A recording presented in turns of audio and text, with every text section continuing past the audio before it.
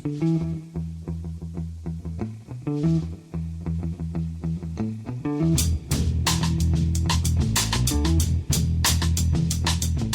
and welcome to The Price of Football, the show that looks at the money behind the beautiful game with me, Kevin Day, and Liverpool University's Kieran Maguire. How are you, Kieran? I know the answer to that because literally 5 seconds ago we were still talking to each other about Jermaine Pennant and Carol Vorderman.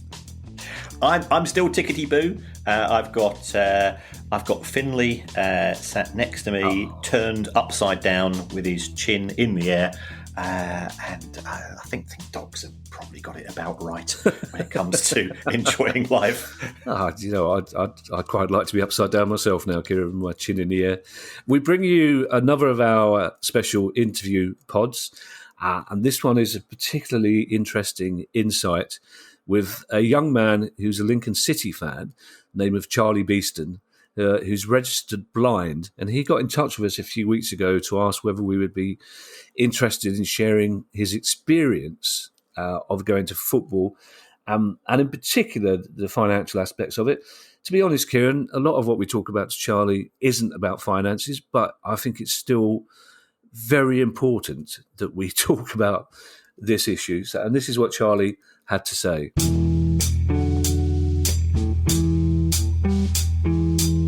Charlie, hello. Thank you so much for joining us. Before we start to talk about your experience as a visually impaired football fan, Charlie, just tell us a little bit about yourself and what team you support. Yeah, so my name's Charlie. I'm a 19-year-old fan. I'm a Lincoln City fan.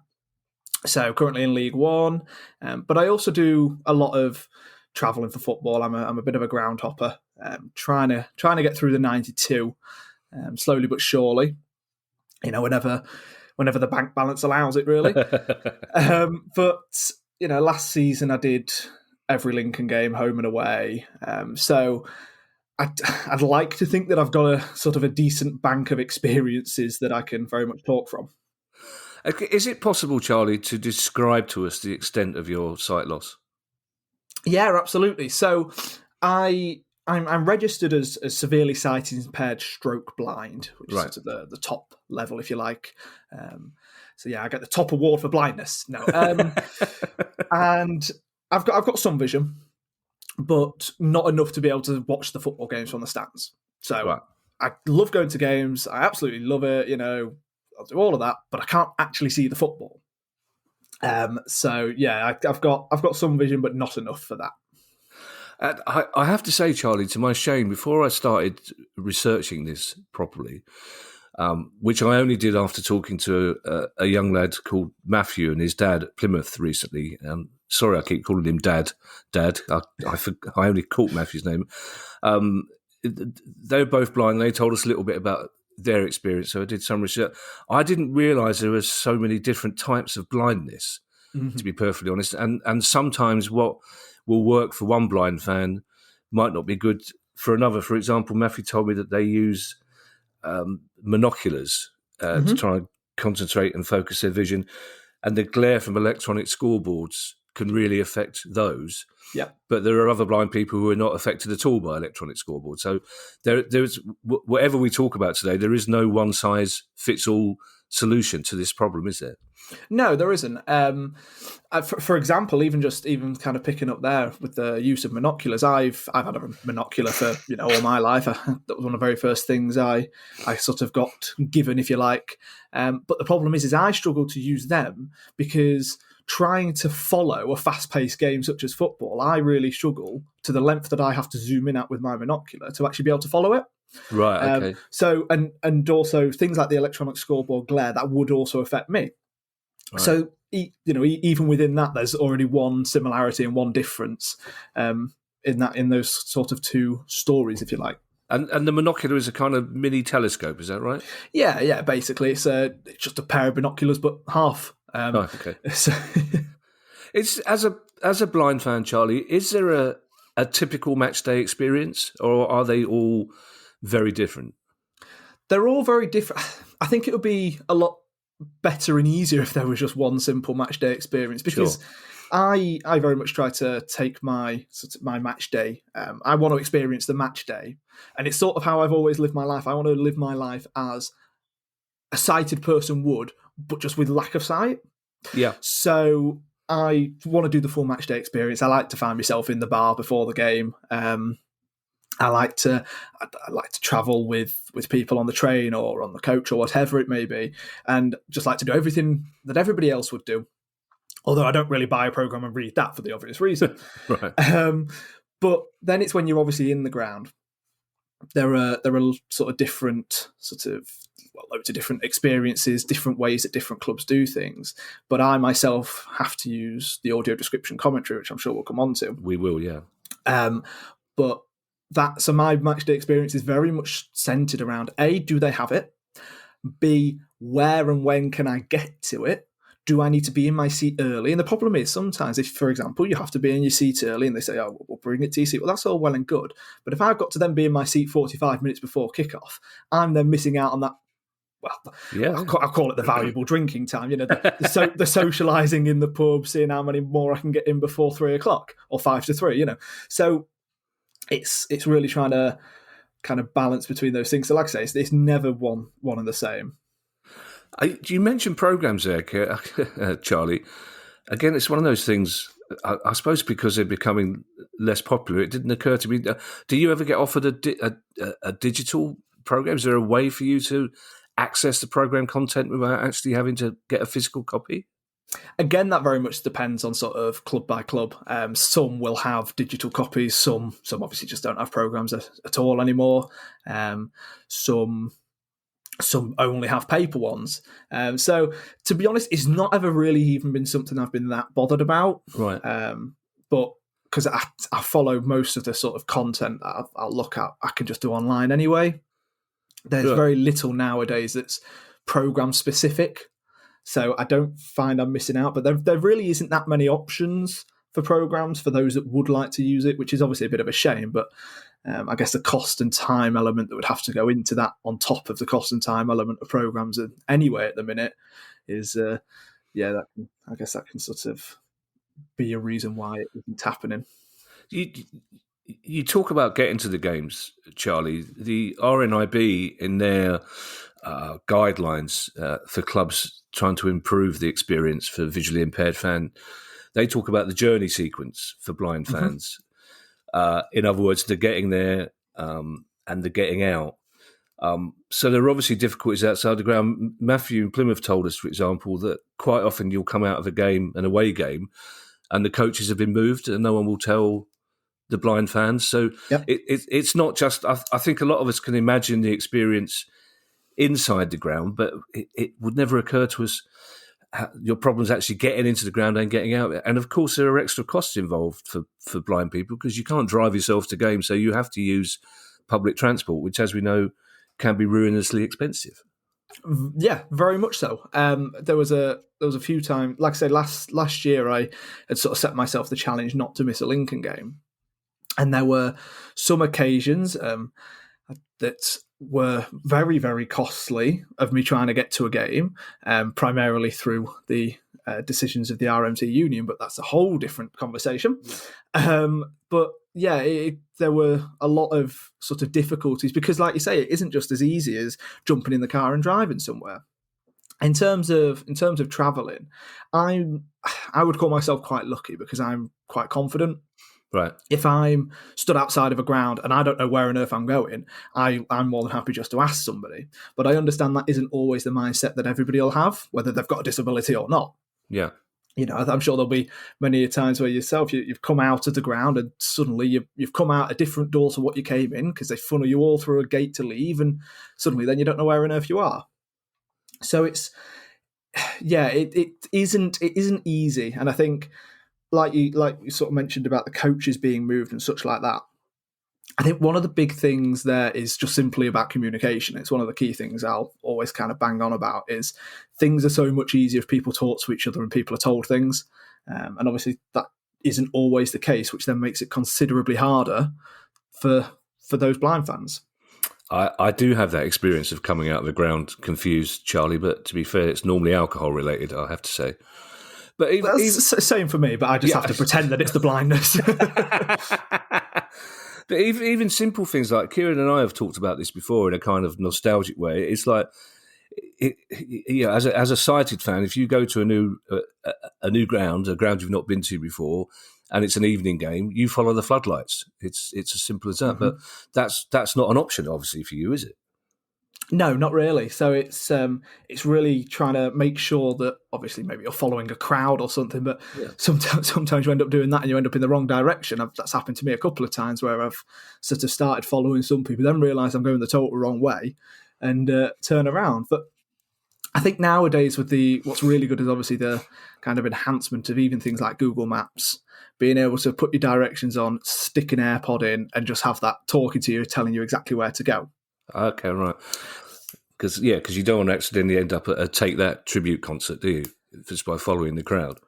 Definitely don't. If you read the guidelines of the FA, the Premier League, and the Football League, which Kieran and I do for various reasons, they all speak. They all speak nice words about inclusivity for blind and disabled fans, but they actually say very little about what the minimum requirements are for blind and disabled fans. Mm-hmm. Does that explain why facilities can vary wildly at different clubs? Yeah, you've very much kind of hit the nail on the head there. That is exactly the thing.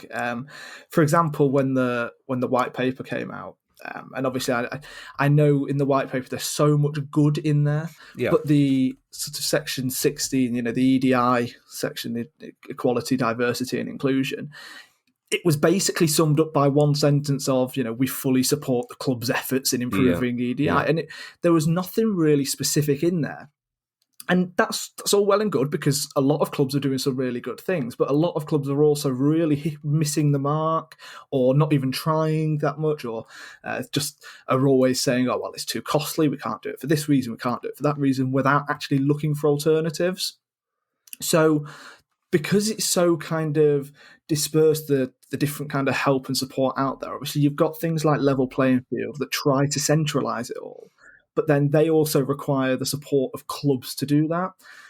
So there's really not one centralised system yet, which, sometimes might be a good thing, might be a bad thing, whatever. But there's definitely a lot of work that needs to be done from a higher up authority to sort of implement obligations on clubs. Otherwise, they'll not bother because they don't think they need to. Or they'll pay lip service to it because they want to look like they're doing the right thing.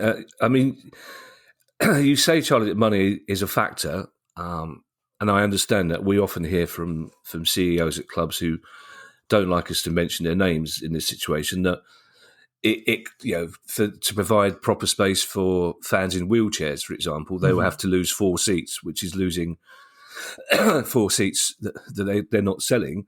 But it occurs to me that, cost shouldn't matter. Any other business wouldn't be able to say, we'd love to provide access for visually impaired and disabled people, but we can't afford to legally. That's not an excuse. Mm-hmm.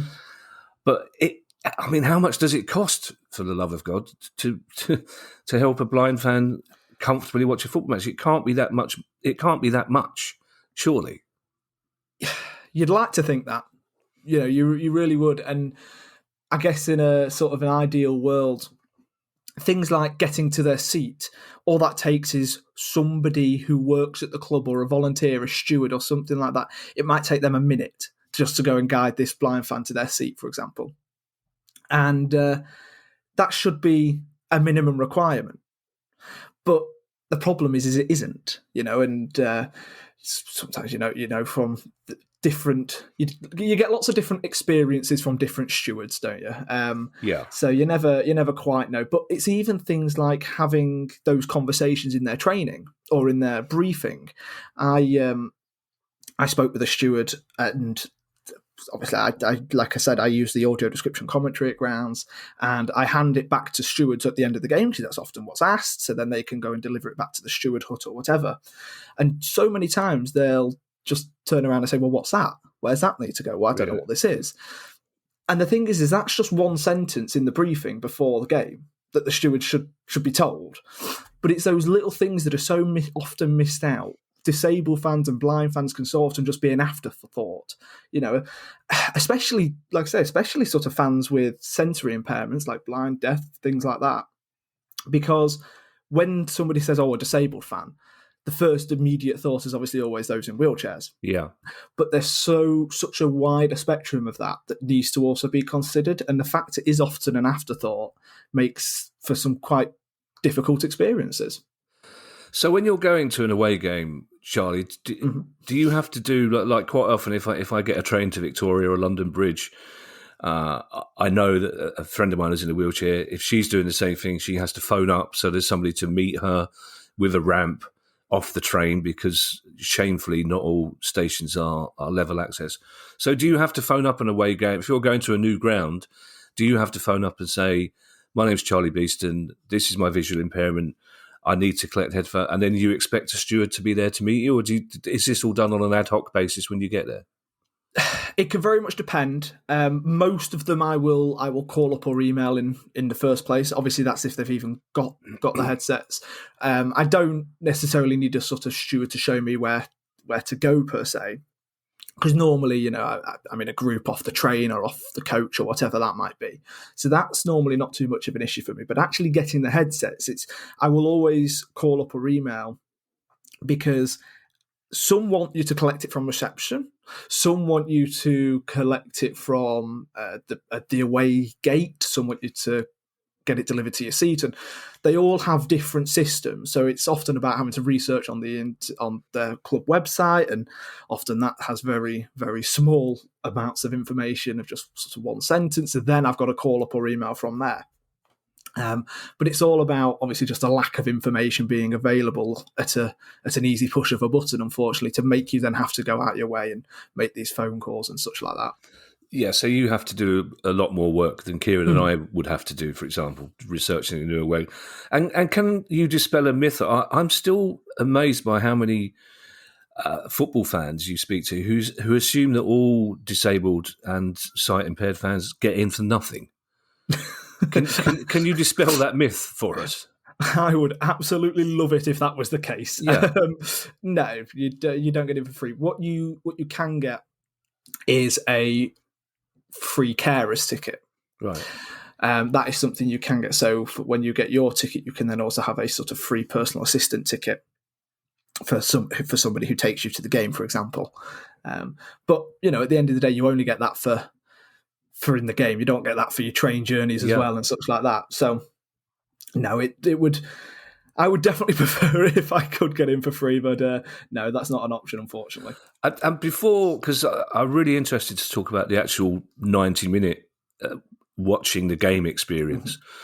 Are all clubs guide dog friendly? So from what I can gather is that I believe they have to. So I don't have a guide dog myself, but I know of some people that do. Now, I know that us at Lincoln City, we very much are. We've got there's at least one guide dog that comes every game, and he's always got his specific seat and such, and a little bit of space next to him for the guide dog. I'm not 100% sure on what it's like for away fans. When you're going to an away ground, whether they're all guide dog friendly, but I would like to assume that they have to. But at the same time, I'm not 100% sure on that one.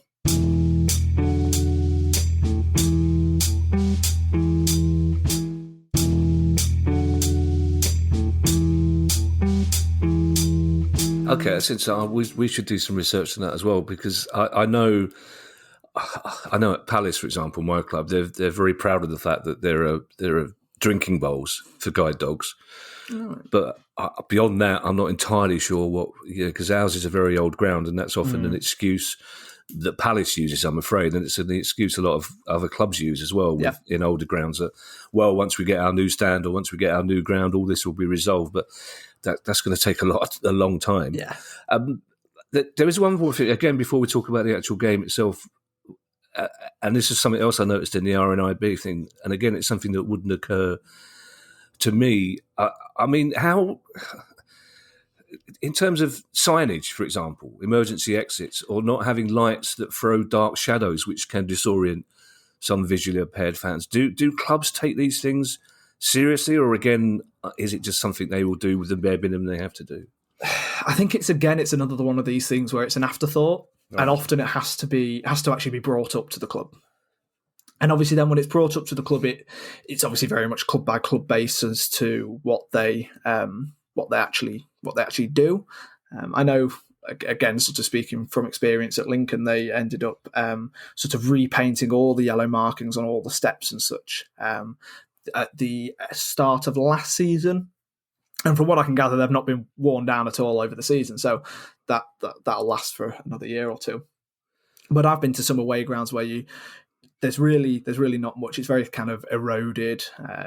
You've got sort of, like I say, the yellow markings on steps may have gone. The signage can just be sort of eroded and just very kind of plain and simple. And and as you said, they can very much use the excuse of old stadiums and things like that. But it's just the fact that it has to be brought up to them, and doesn't have to just be brought up, but often has to be pushed on a club, right. Which is kind of the sad part of it, I guess. But shouldn't there be, in terms of emergency exits, there may be at some clubs, I've certainly never noticed them, shouldn't there be some kind of cobble effect, like a giant braille thing for blind fans to follow paths with their feet, or is that pie in the sky? I've never noticed it myself. Right. I've never noticed it be a thing. Okay.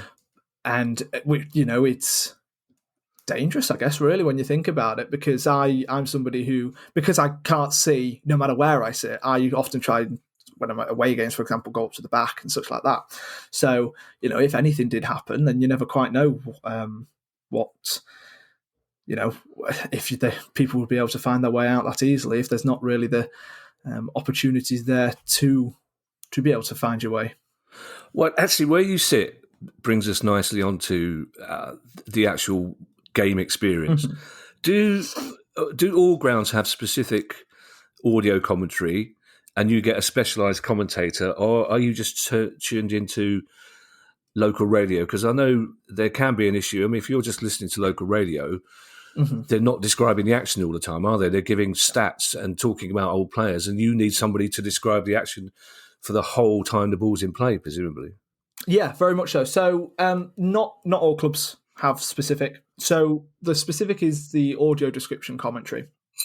And there are some clubs that have it, and there are a couple of sort of companies that can provide it. And that is specific commentators, normally two, who they really give a lot more kind of in-depth analysis. So instead of, for example, saying that it will go with Palace, instead of saying that Wilfried Zaha is running with the ball, they would be saying Wilfried Zaha's running on the right wing about 10 yards from the touchline, about 15 yards on the byline. Okay, right. And they will be giving you specific information as to where the ball is. And obviously sometimes it's a really fast-paced game. So they may just suddenly stop. Let's say the ball's bouncing around the box. Suddenly they'll just stop and say goal, or shout goal. And then in that kind of period when the balls are out of play, and once people have settled down from the celebrating, they'll then just go back and talk back through the goal. Okay. So you're able to know everything that's going on in an instant, and then be told about everything that has been happening in the past. You sort of mentioned the normal radio commentaries as well. The radio commentaries can be pretty useless for somebody with sight problems, because it, like you say, it really doesn't describe what's actually going on that well. You might find out every now and again that a player's got the ball, and that's about it. It's really lacking. And there are some grounds, in fact, there's probably quite a few clubs that still use this system.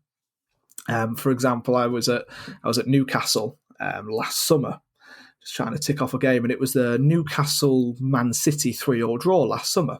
Cracking game it was. Yeah.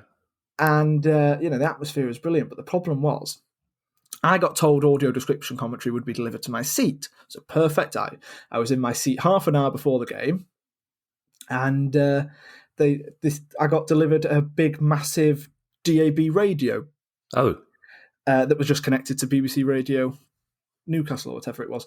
But the problem was that also didn't even get delivered until 30 minutes after kickoff. Oh, really? So I've lost 30 minutes. I've then got that, and quite frankly, I don't get me wrong, I still had a cracking day because of the atmosphere, but I didn't have that much information as to what was actually happening in the game. And I think by that point, 3 goals had already been scored. So yes, it's in the very early days of BBC radio commentary, in the late 20s, early 30s, which they used to do from a shed literally next to the pitch. They would have a blind fan in there with them. And if the blind fan said he couldn't understand what was going on, they would change the commentator, basically, which seems as... So, Kieran, I don't know if you can answer this question, Kieran, at short notice, but I think one of the companies that Charlie mentioned that specialise in audio commentary is called Soccer Site. Mm-hmm. Do you know who would pay for that, Kieran? Is the club paying for that? Are they getting grants or funds for that? Because, again, it occurs to me it can't cost, certainly a Premier League club, it can't cost them that much to provide a specialist audio commentary, can it? I'm not aware of how the funding works with regards to that. You would imagine it would be centrally sorted either by the EFL or the Premier League. They do have a responsibility. Unfortunately, not. Okay. So I can talk from kind of Lincoln's experience when we had to do it. We actually had to fundraise as fans to get the system in place. Really? Yes. It was. I think we had to fundraise £4,000. I'm not 100% sure if that was for the full lot, or if that was slightly subsidised. And that gets you sort of 10 headsets in the system put in place. So yeah, for us, we actually had to sort of have the fans fundraise for it. I don't believe there's any kind of a central fund. That's awful. Yes. That's scandalous. Yeah. I suppose, Kieran, as well, being cynical, which we try not to be on this show occasionally, clubs will probably say behind closed doors, look, we have 20 visually impaired fans at most, I suppose, a game. Is it worth spending that much money? And the answer, of course, from our point of view is yes. But Charlie, I mean, do you think, is that a problem? Do you think that there simply aren't that many visually impaired fans who go to games? Potentially, but then at the same time, it's sort of the what comes first, the chicken or the egg. Why would the visually impaired fans necessarily want to go to the game if they don't know what's happening in the game? Yeah, of course. So there's very much been we've had a few new fans. Like I said, our audio description commentary system came in about 2 years ago, and we've had some fans that have specifically said that they're now coming to the games and actually got a season ticket after just doing the ad hoc matches, have now got a season ticket and coming because of the audio description. So a lot of it is, blind fans don't want to do it because they're maybe scared, not confident, not too sure as to what it is that the experience they're going to get if they can't see the game. But if they then have one positive experience, they then come and then they might bring a friend and then suddenly it snowballs. I'd be very interested in your answer to this next question, Charlie, because it's something that Matthew in Plymouth raised to me. Can you sit with mates and still get the commentary, or do you have to go to a special area? Because Matthew says there are several times, and it drives him up the wall, where he'll go to an away game. He's bought tickets in the away end with the Plymouth fans, but then he'll be guided to a special disability area anyway, which he doesn't want to be in. He wants to be with his mates. Is that your experience as well? It has been a couple of times. So, for example, Cambridge away last season. Now, Cambridge have an audio commentary system, and it's okay. But I don't know if you've ever been to Cambridge's ground, the Abbey. In the away end, you've got sort of obviously, you've got to go up a few steps to actually get into the seating from ground level. And there are a few sort of disabled wheelchair spots at the front. And they say, oh yeah, if you want to use your audio, that's fine. You can use it in the stand. Oh, but you might not get good signal if you go up the steps and actually sit with everybody else. You might have to sit in the wheelchair bits. Right.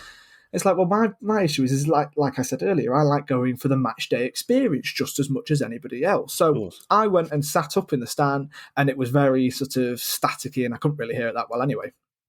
There was also Bristol Rovers.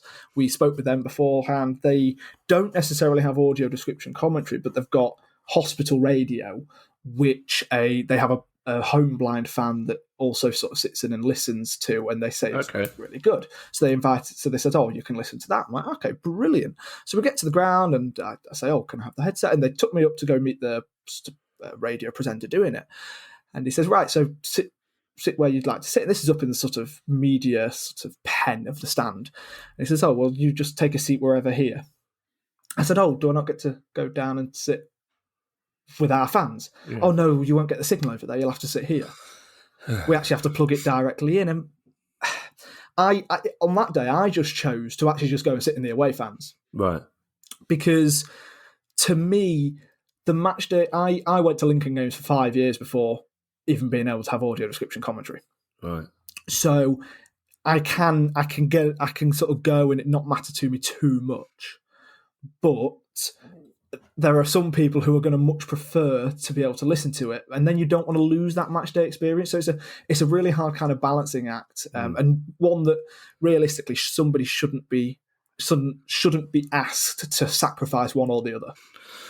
Of course, I've got two more questions for you, Charlie. But before I ask them, if there are anybody listening, or if there is anybody listening from clubs like Cambridge or Bristol Rovers or at that level, and they want to get in touch and tell us their experience of trying to provide facilities for disabled and visually impaired fans, we'd love to hear from them. We'd love to hear the reasons why you can't provide a proper match day experience for people like Charlie. The penultimate question for you, Charlie, the RNIB, and I thought that was a really useful document to research, actually, in their guidelines for clubs. But they said at the end of it that there is no such thing yet as a perfect club for blind fans. What needs to be done to improve your match day experience, which in the final analysis is an experience you spend a lot of money on? I mean, you're spending the same amount of money, if not more, than people like myself and Kieran. You deserved, at the very least, to be treated like people like myself and Kieran, surely.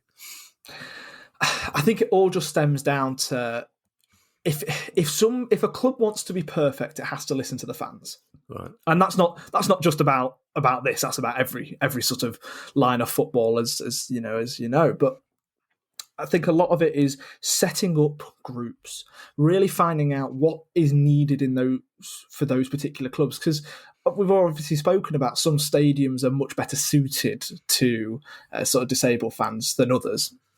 But it's for me personally, it's about having a really good audio description commentary system. It's about properly advertising. Where is it? Where do we need to pick it up? It's about having all of the stewards know and understand. It's about it's about everybody that's going to be stood around that away end that works for that home club being able to say, look, here is where you need to go to get this. We know exactly. We don't need to sit there and spend half an hour on the phone trying to figure out what on earth it even is that you're asking for, because that's happened many a times. I've been stood in stadium receptions for almost an hour once, just waiting for them to A, figure out what it was I'm asking for, and B, then go ahead and get it. So there are some really, really sort of poor experiences. Don't get me wrong, there are some also really good ones. But I think it all kind of stems down to just communications. We're at Lincoln, I'm currently in the process of setting up a disabled supporters association. It's something that we've not had yet. So we're currently in the process of setting that up. And I think every club should have that or something similar, just somewhere where feedback can be heard and also actioned upon. And I think that's the big thing. It's like you say, it's not just empty lip service. It's actually actioning upon what is spoken about. And in all fairness, Lincoln are really, really good for that. Yeah, the DSA at Palace are very vocal, but as they point out, they have to be very vocal. And I think as well there is an issue that as clubs get promoted, as they get excited by being in the Championship and the Premier League and the amount of money they can make out of that, they sometimes at a higher level lose even more sense of their responsibility to disabled and visually impaired fans. Just before I ask you the final question, we mentioned fans. I mean, do you have a message for other fans? In general, do you find fans at clubs you visit supportive, helpful, understanding of your problems, or do you just get treated like any other away fan? Yeah, most fans are genuinely really good. Like I say, I'm more than happily confident enough to go ahead and speak to people. Yeah. So I've mostly had good experiences. I can't necessarily think of a particular bad experience, but at the same time, I guess it's also the same in every kind of warp of life, not just football fans. You've you never quite know who you're approaching if you're going to go ask somebody for a bit of support. So, but I don't think somebody should ever be dissuaded, especially when they're in and around football, because yes, all right, you might be a fan of a particular club, but most people are just football fans at heart, and they don't actually mind other football fans too much. They might say they do, but it's not normally too tribal when somebody's just asking for a bit of help. Now, and finally, Charlie, you're doing the 92, which is great. Have you been to Selhurst Park or particular grounds on the south coast, which I don't like to mention the name of yet? So Selhurst Park, I've not been yet. It's just a bit of a nightmare to try and get tickets for, as it is with most Premier League grounds. I had to get memberships for some of them last year. So and the same with Brighton. I've not had the chance to get a ticket to them. It's often just a nightmare, especially when you try and fit it in and around other Lincoln games and such. Then you're just looking at only the games on Sundays and Fridays and Mondays, and the problem is they're the big games typically. So it can be a bit of a nightmare. Well, I'll tell you what, Charlie, I could probably help get you a ticket for a game at Selhurst Park. And when you do come to Selhurst Park, I will happily buy you a drink in the Parson's Arms. And I'm sure if you do go to the Amex, Kieran will happily buy you a bowl of quinoa somewhere in a bistro near the Amex. I suspect you'd rather have the pint. I was going to say they're very nice offers, but I think I'd prefer the Parson's Arms at that. Charlie, again... I say this quite often to people we interview. I really wish we didn't have to interview you, to be perfectly honest with you. And I mean that in the nicest possible way. But I'd really like to thank you for talking to us, because you've given us an incredible amount of insight. I'd like to thank as well Matthew and his dad at Plymouth, who kind of helped as well. And just to make an appeal to clubs listening to this, just make a bit more of an effort. It's not going to cost you that much to help football mad fans like Charlie get in and out of your ground safely and enjoy the match day experience. But it's been really good of you to talk to us, Charlie, and we'd love to hear more about what happens with your Disabled Supporters Association at Lincoln in future. No, honestly, thank you very much for helping to kind of publicise the issues, because like I say, sometimes it just isn't spoken about enough, and that's not a good thing. So honestly, thank you.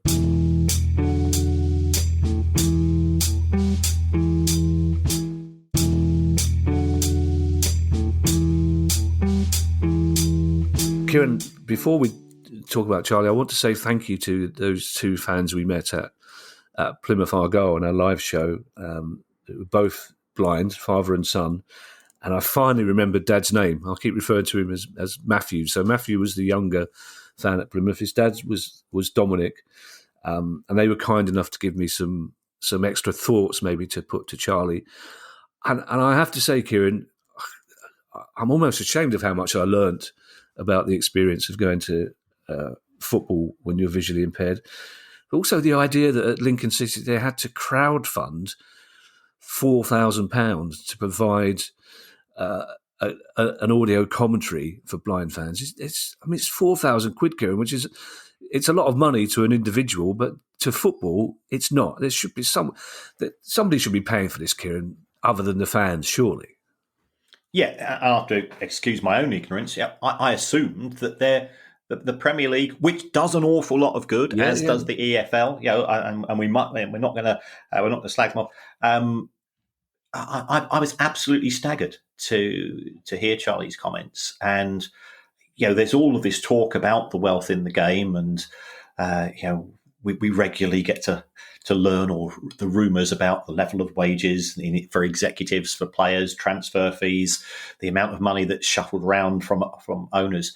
To learn that there isn't support for people who are visually impaired and blind is gobsmacking. Although I'm not necessarily that surprised, because on a scale of to be blind, to be visually impaired is, if we say that's 10. My issue with being colourblind is probably about a half compared to the in terms of disruption to life. But I know the responses we've had in the colourblind world in the last 48 hours with regards to colourblind issues. I've seen some of the new kits that are coming out has effectively begun. Swivel, guys. And it's a typical, if we do take into consideration, no, you don't. The Premier League's just taking the mickey here. But Charlie was a fantastic guest, and I learned a lot. And also, I think clubs can learn a lot as well. Just some of the things such as just making sure that the stewards are switched on. Yeah, or trained properly. Yeah, of course. Yeah. I know that being a football steward isn't the most glamorous of job, but and there are many, many brilliant stewards out there. But just to give people, especially if you realise very quickly that somebody is visually impaired or blind, then you just do a little bit of background, even if you can't remember the exact instructions, and you make sure that they have a good, and I don't like this phrase, a good match day experience, because Charlie goes to football for the same reason as we do. He loves the game. He loves the atmosphere.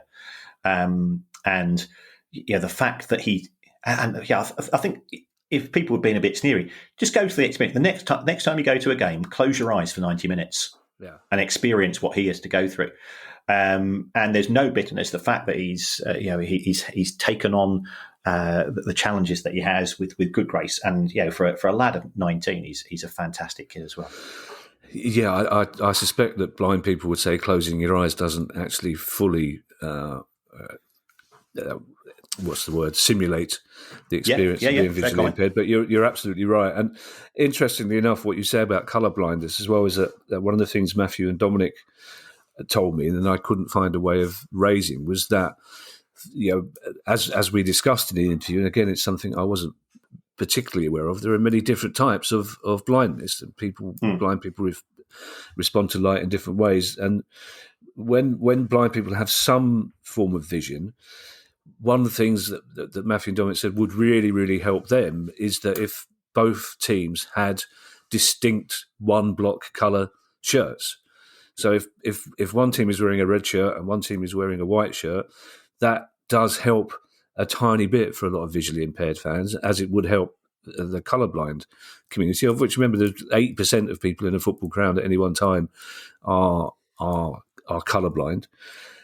So again, all these new kits, which of course look lovely and snazzy, and they're in beautiful colours like teal and dragon's breath, but they're not helping anyone who hasn't got 20/20 vision. And let's face it, most people in a football ground are getting towards our age rather than 10, 12.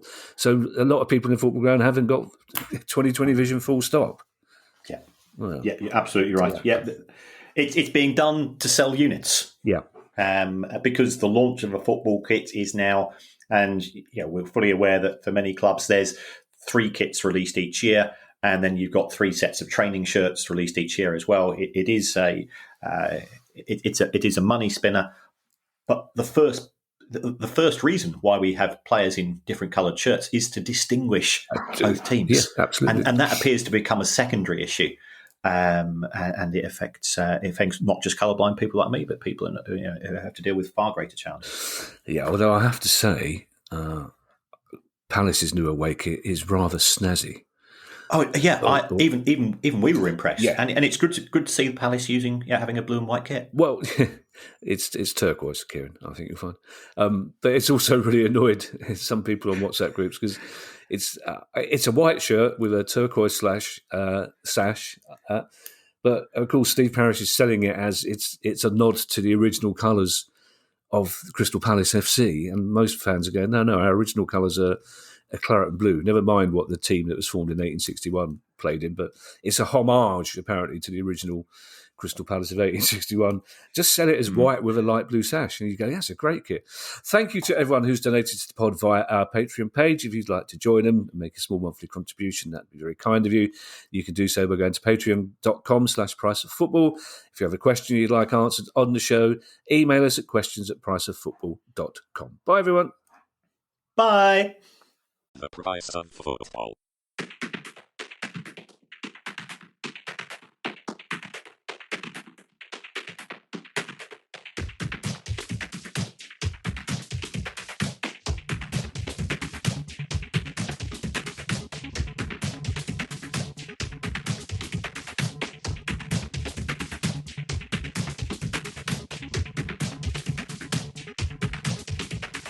The price of football.